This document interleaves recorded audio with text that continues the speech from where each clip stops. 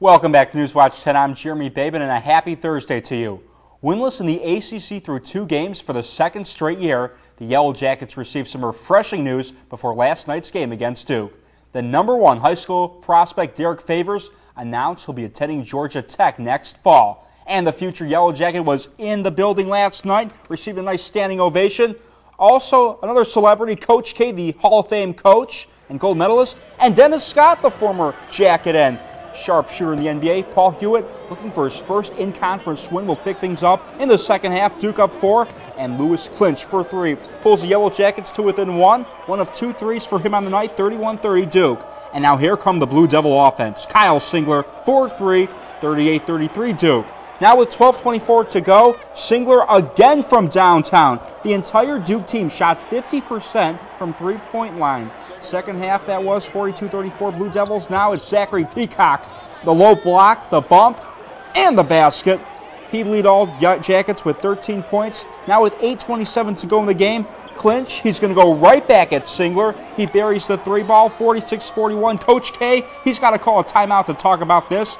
And that may have energized his team because Gerald Henderson from NBA range gives the Blue Devils a 10-point lead with under 5 minutes to go.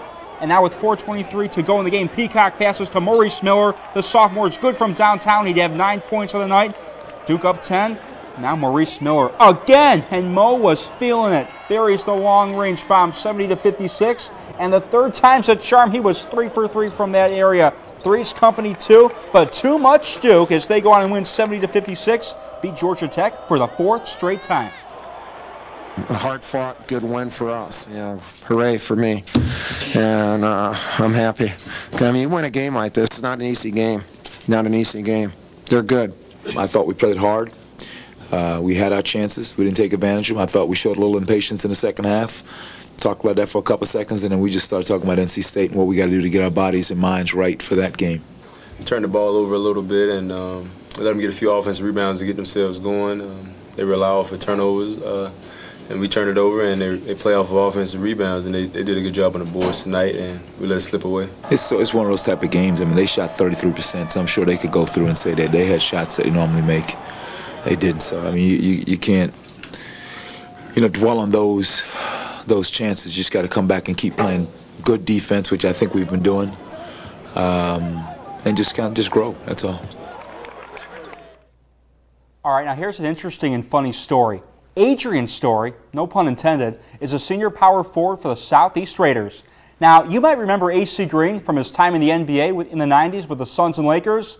So what do Adrian Story and AC Green have in common? Well, despite the fact that they look exactly alike, the similarities between the two are uncanny. Jeremy Rao has the Rat Wacky report from Southeast. You know, I once had a girl tell me I look like Derek Jeter. I can see the resemblance now. I was just thinking that you look like him, actually. Although I could do better than Mariah Carey if that were the case, so, you know. Well, you know who I think that Cedric Haynes looks like? Chris Rock? Chris Brown, the musician. Right, Cedric? Look a little like Chris Brown. You're going to bust out those moves and start singing for us?